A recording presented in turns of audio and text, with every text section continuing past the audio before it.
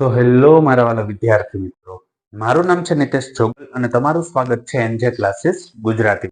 તો વિદ્યાર્થી મિત્રો, આજે આપણે જોવાનું છે ધોરણ 6 વિષય હિન્દી અને તેનું ચેપ્ટર નંબર 8 કે જેનું નામ છે રાજા કા હિસ્સા.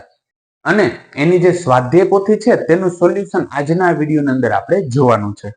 અને આ સોલ્યુશનમાં કોઈ પણ જગ્યાએ તમને કોઈ પણ પ્રકારનો પ્રશ્ન રહી જતો હોય તો કમેન્ટ સેક્શનની અંદર કમેન્ટ કરીને કહી દેજો કે જેથી એનું સોલ્યુશન પણ હું તમારા માટે લેતો આવું.